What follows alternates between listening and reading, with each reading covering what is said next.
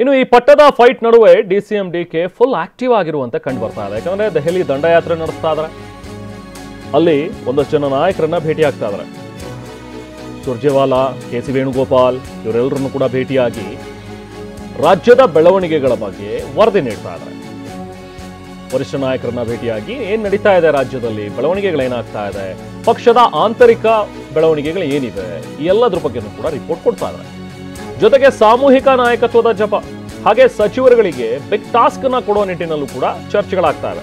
ಮುಂದಿನ ಚುನಾವಣೆ ನನ್ನ ನಾಯಕತ್ವದಲ್ಲೇ ನಡೆಯುತ್ತೆ ಅನ್ನುವಂಥದ್ರ ಬಗ್ಗೆ ನೇರ ಮಾತುಗಳನ್ನ ಮೊನ್ನೆ ಮಾತಾಡುವಾಗ ಒಂದು ಫಂಕ್ಷನ್ನಲ್ಲಿ ಅವ್ರು ಹೇಳಿದರು, ನನಗೆ ಯಾವುದೇ ಸ್ಥಾನ ಇರಲಿ ಬಿಡಲಿ, ಬಟ್ ನಾನು ಪಕ್ಷವನ್ನು ಮುನ್ನಡೆಸ್ತೀನಿ ಅನ್ನುವಂಥದ್ದು. ಅಂದರೆ ಪಕ್ಷಕ್ಕೋಸ್ಕರ ದುಡಿತೀನಿ, ಪಕ್ಷವನ್ನು ಮತ್ತೆ ಅಧಿಕಾರಕ್ಕೆ ತರೋ ನಿಟ್ಟಿನಲ್ಲಿ ನಾನು ಹೋರಾಟ ಮಾಡ್ತೀನಿ ಅನ್ನುವಂಥದ್ದು. ಅಂದರೆ ಪರೋಕ್ಷವಾಗಿ ನಾನೇ ನನ್ನ ನಾಯಕತ್ವದಲ್ಲೇ ಹೋಗಬೇಕು ಅಂತ ಸಚಿವರನ್ನ ಸಂಘಟನೆಗೆ ಬಳಸ್ಕೊಳ್ಳೋ ಬಗ್ಗೆನೂ ಕೂಡ ಮಾತುಕತೆ ಆಗಿದೆ. ವರಿಷ್ಠರ ಬಳಿ ಚರ್ಚೆ ಮಾಡಿದ್ದಾರೆ ಡಿಸಿಎಂ ಡಿ ಕೆ ಶಿವಕುಮಾರ್. ಈ ಅಧಿವೇಶನ, ಬಜೆಟ್ನ ಅಧಿವೇಶನ ಮುಗಿದ ಬಳಿಕ ಎಲ್ಲರೂ ಸಂಘಟನೆಗೆ ಒತ್ತು ನೀಡಬೇಕು.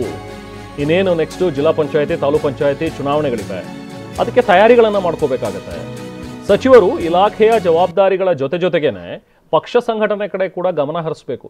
ಇದನ್ನ ಹೈಕಮಾಂಡ್ ನಾಯಕರು ಸಚಿವರುಗಳಿಗೆ ಸೂಚನೆ ಕೊಡಬೇಕು ಅನ್ನುವಂಥದ್ರ ಬಗ್ಗೆ ಮನವಿ ಮಾಡ್ತಾ ಇದ್ದಾರೆ ಡಿಸಿಎಂ.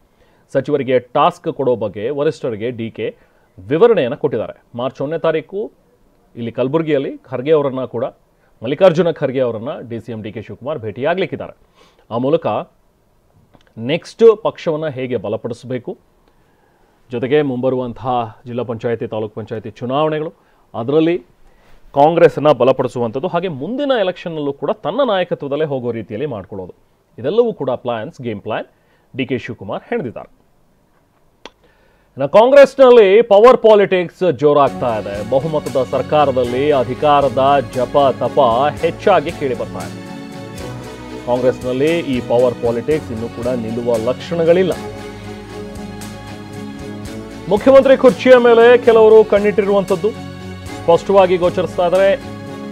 ಇನ್ನೊಂದು ಕಡೆ ಮತ್ತೊಂದಿಷ್ಟು ಮಂದಿ ಸಚಿವ ಸ್ಥಾನದ ಮೇಲೆ ಕಣ್ಣಿಟ್ಟಿದ್ದಾರೆ. ಇನ್ನೊಂದು ಕಡೆ ಅಧ್ಯಕ್ಷ ಗಾದಿಯ ಮೇಲೂ ಕೂಡ ಕೆಲವೊಂದಷ್ಟು ಜನ ಟವಲ್ ಹಾಕ್ತಾ ಇದ್ದಾರೆ. ಸಂಪುಟ ಪುನಾರಚನೆ ಬಗ್ಗೆ ನಿರೀಕ್ಷೆ ಇದೆ. ಕೈಪಾಳ್ಯದಲ್ಲಿ ಕಳೆದೊಂದು ತಿಂಗಳಿಂದ ದೆಹಲಿಯ ದಂಡಯಾತ್ರೆ ಹೆಚ್ಚಾಗಿ ಕಾಣಿಸ್ತಾ ಇದೆ. ಸಿಎಂ ಸ್ಥಾನದ ಆಕಾಂಕ್ಷಿಗಳು ದೆಹಲಿ ದಂಡಯಾತ್ರೆ ಮಾಡ್ತಿದ್ದಾರೆ. ಒಂದ್ ಕಡೆ ಸಚಿವ ಸತೀಶ್ ಜಾರಕಿಹೊಳಿ, ಕೆ.ಎನ್. ರಾಜಣ್ಣ, ಪರಮೇಶ್ವರ್ ಇವರೆಲ್ಲರೂ ಕೂಡ ದೆಹಲಿಗೆ ಹೋಗಿ ಬಂದರು. ಹೈಕಮಾಂಡ್ ಮುಂದೆ ಪ್ರಬಲ ಬೇಡಿಕೆಯನ್ನು ಈ ಟೀಮ್ ಕೂಡ ಇಟ್ಟಿದೆ. ಸೊ ಕಾಂಗ್ರೆಸ್ ಅಧಿಕಾರಕ್ಕೆ ಬಂದ ದಿನದಿಂದಲೂ ಕೂಡ ಈ ಒಂದು ಮಾತಂತೂ ಇದ್ದೇ ಇದೆ. ಅಧಿಕಾರ ಹಂಚಿಕೆಯ ಸೂತ್ರ ಇದೆ. 2.5 ವರ್ಷದ ನಂತರ ಅವರು ಬದಲಾಗ್ತಾರೆ ಅನ್ನುವಂಥದ್ರ ಬಗ್ಗೆ ಮಾತುಗಳು.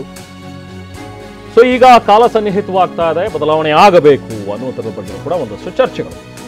ಇದೀಗ ಡಿಸಿಎಂ ಡಿಕೆಶಿಯಿಂದ ದೆಹಲಿ ಪಾಲಿಟಿಕ್ಸ್ ನಡೀತಾ ಇದೆ. ಪ್ರಬಲ ಆಕಾಂಕ್ಷಿ ಡಿಸಿಎಂ ಡಿಕೆ ಲೆಕ್ಕಾಚಾರಗಳು ಬೇರೆನೇ ಇವೆ. ಸಾಲು ನಾಯಕರನ್ನ ಭೇಟಿಯಾಗಿ ಡಿಸಿಎಂ ಮಾತಾಡ್ತಾ ಇದ್ದಾರೆ. 2 ಸವಾಲುಗಳಿವೆ ಈಗ ಅವ್ರ ಮುಂದೆ. ಒಂದು, ತನ್ನ ಅಧ್ಯಕ್ಷ ಸ್ಥಾನವನ್ನು ಉಳಿಸ್ಕೋಬೇಕು. ಇನ್ನೊಂದು, ಸಿಎಂ ಸ್ಥಾನವನ್ನು ಪಡ್ಕೊಳ್ಳುವಂಥದ್ದು. ಆ ಎರಡೂ ಚಾಲೆಂಜಸ್ ಅನ್ನ ನಿಭಾಯಿಸೋ ರೀತಿಯಲ್ಲಿ ಹೈಕಮಾಂಡ್ ಮುಂದೆ ಒಂದಷ್ಟು ಪ್ರಸ್ತಾವನೆ, ಅದನ್ನು ಡಿಮ್ಯಾಂಡ್ ಅನ್ಬೋದು, ಬೇಡಿಕೆ ಅನ್ಬೋದು, ಅಥವಾ ಜಸ್ಟ್ ಪ್ರಸ್ತಾಪ ಇಟ್ಟಿದ್ದಾರೋ, ಒಟ್ಟಲ್ಲಿ ಈ ಮಾತುಗಳಂತೂ ಹೈಕಮಾಂಡ್ ನಾಯಕರ ಜೊತೆಗೆ ಡಿಕೆಶಿ ಚರ್ಚೆ ಮಾಡ್ತಿದ್ದಾರೆ ಅನ್ನುವಂಥದ್ರ ಬಗ್ಗೆ ನಮಗೆ ಸಿಗ್ತಾ ಇರುವಂತಹ ಇನ್ಸೈಡ್ ಮಾಹಿತಿ.